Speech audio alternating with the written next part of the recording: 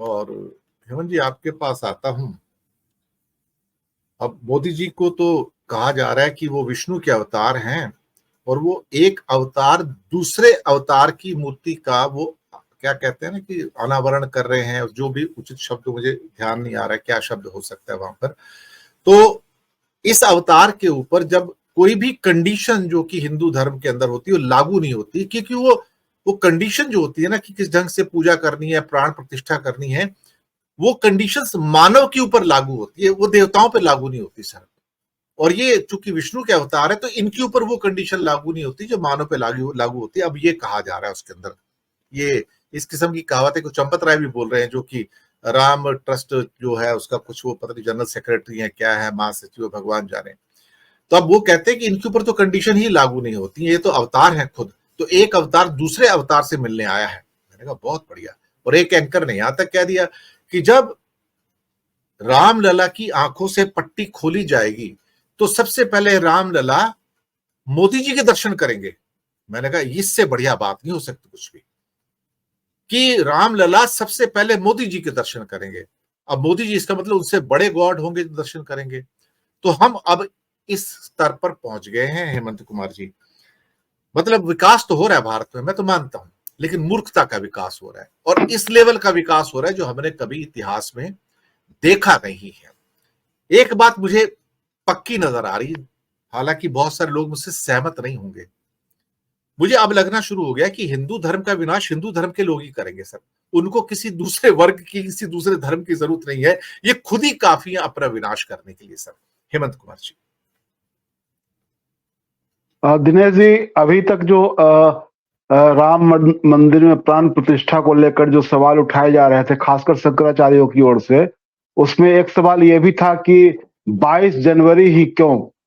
तो आज मैं एक व्यक्ति को सुन रहा था जो बीजेपी के प्रवक्ता बन करके आए हुए थे, तो वो ये बता रहे थे, ग्रह नक्षत्रों का योग समझा रहे थे कि भगवान श्री राम का जो जन्म हुआ था वह इसी योग में हुआ था, जो योग 22 जनवरी को फिर से बन रहा है, इसीलिए उस दिन ऐसा किया जा रहा है।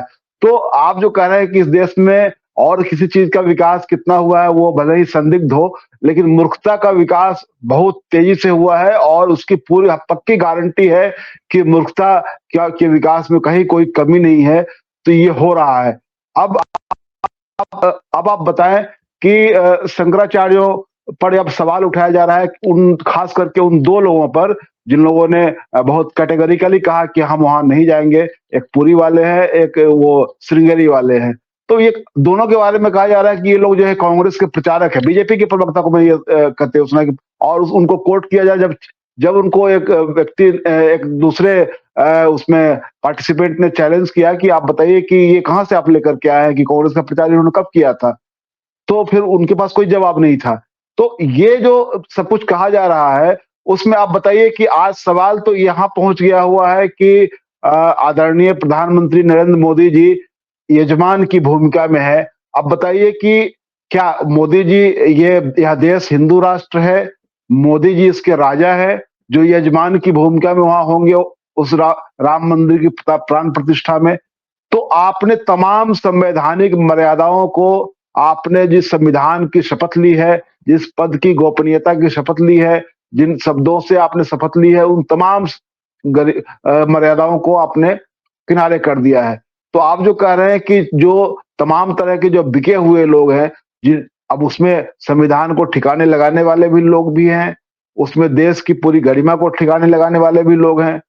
आप कह रहे हैं कि जो पूंजीपतियों की बात कर रहे हैं, उद्योगपतियों की बात कर रहे हैं। आप जरा कल्पना कीजिए कि आज की तारीख में क्या टाटा बिरला की कहीं चर्चा होती है? राजनीतिक गलियारे में मैं बात कर रहा हूं। उनकी चर्चा इसलिए नहीं होती है कि वो दलाल पूंजीपति नहीं है। वो जो क्रोनी कैपिटल जो कहते हैं ना, तो वो आज चर्चा में कौन लोग हैं और सबसे आगे कौन भागे जा रहे हैं, जो दुनिया के सबसे अमीर लोगों की सूची में शामिल होते जा रहे हैं, वो कौन है? उनकी पूंजी कहां से आई है? वो दलाल पूंजी वही तो है, क्रोनी कैपिटल। और क्रोनी कैपिटलिस्ट वही लोग तो हैं जो आज की तारीख में ब्लू आइड बॉय बने हुए हैं सरकार के। तो ये लोग जो पूरा नैरेटिव तैयार करते हैं, ये उसी तरह की नैरेटिव बनाते हैं कि आप उनको अगर कहा जाए कि नहीं आज से शुरू करना है कि नहीं सूरज जो है पश्चिम में उगना शुरू हुआ है, तो ये नैरेटिव चलेगा, ये चलाया जाएगा। तो ये पूरा का पूरा जो तामझाम दिखाया जा रहा है, आप कहा जा रहा है कि नहीं ये देश जो है धर्म प्रधान देश है, इसलिए प्रधानमंत्री जी जो कर रहे हैं वो धर्म को देखते हुए कर रहे हैं। लेकिन उनको प्रधानमंत्री जी क्या किसी धार्मिक आयोजन के लिए चुने गए हैं? वो इस लोकतांत्रिक गणराज्य के प्रधानमंत्री हैं, उनको इस देश में के लोगों ने चुना है वोट दे करके। तो उनकी पूरी जो आस्था है, वो आस्था जो है वो अपने आप में आप पूरी सीमाओं को तोड़ करके आप एक धर्म के साथ एकनिष्ठ हुए जा रहे हैं। आप लगता है कि आप प्रधानमंत्री नहीं बल्कि किसी मठ के कि पुजारी हैं, उस तरह से आप कर रहे हैं। तो आपका पूरा एक्ट जो है, और इसी दौरान ये कहा जा रहा है कि अभी प्रधानमंत्री जी ने अजमेर में चादरपोशी के लिए चादर भेजी है और उनको स्मृति ईरानी को मदीना भेजा गया था, और देश में पहला ऐसा अवसर आया जब कोई गैर मुस्लिम कोई मंत्री मदीना गया, ऐसा तो कभी हुआ ही नहीं। तो अब उस चादरपोशी से इसको ढकने की कोशिश की जा रही है कि नहीं प्रधानमंत्री जी तो सबको समान नजर से देख रहे हैं और सबका ख्याल कर रहे हैं। तो ये आज की तारीख में जो कुछ हो रहा है उसमें मेरे सामने एक अखबार पड़ा हुआ है जिसमें उसके प्रधान संपादक जी का आज 11वां एपिसोड छपा है राम मंदिर में प्राण प्रतिष्ठा को लेकर के। तो संपादक जी ने तो शंकराचार्यों को ही पीछे छोड़ दिया, संपादक जी ने मठों के पुजारियों को, पंडितों को, तमाम लोगों को पीछे छोड़ दिया, और वो संपादक जी पूरे कथावाचक की तरह 11 दिनों से लिखे जा रहे हैं, लगातार लिख रहे हैं वो। तो भूमिका बदल गई है। अब संपादक जी ने ठेका ले रखा है, उनके मालिकानों ने ठेका ले रखा है कि हम प्रधानमंत्री जी के लिए कुछ भी करेगा, किसी भी हद तक जाएगा, चाहे कोई कुछ भी कहे, कोई फर्क नहीं पड़ता है। तो ये जो पूरी जो कोशिश हो रही है कि मीडिया का बड़ा हिस्सा, जिसमें मैं मानता हूं कि वहां भी दलाल पूंजी बहुत गहरे बैठी हुई है, और उसी का नतीजा है कि उसने सारी नैतिकता को ताक पर रख करके और सत्ता को अपने बाजू में भर लिया है, और वहां से वो सत्ता की दलाली करने के लिए तमाम तरह की कोशिशें कर रहे हैं।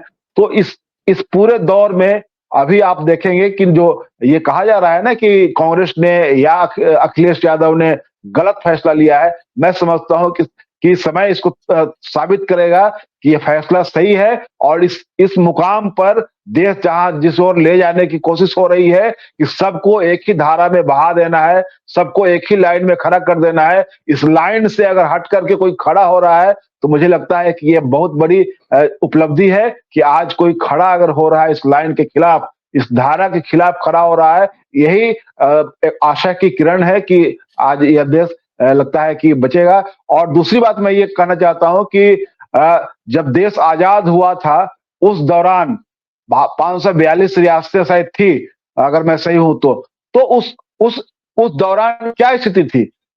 उस देश को यहाँ लाने में किन लोगों ने योगदान किया? उस देश को उस वक्त जो लोग आज राष्ट्र प्रेम का और राष्ट्रवाद का झंडा उठाए हुए हैं, उनके जो तमाम पुरखे थे उस देश को उस समय तोड़ने पर लगे हुए थे। वो चाहते थे कि सारी रियासतें जो है वो अलग अलग रहे, उनका अपना वजूद बना रहे, लेकिन कौन लोग थे जिन्होंने उसको एकीकृत करके और इस देश को यहां तक लाया?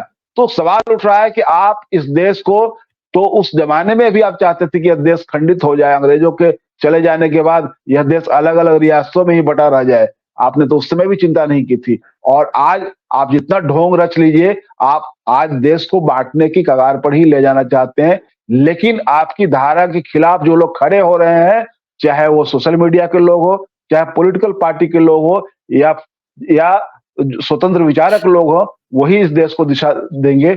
बाकी जो लोग, ये जो भी संस्थाएं हैं, चाहे पूंजी की संस्था हो अथवा मीडिया की संस्था हो, ये तमाम लोग जो है वो इनके साथ खड़े हैं, इनके डर से या इनके साथ कदम ताल करने के लिए अपनी मंशा से। जी।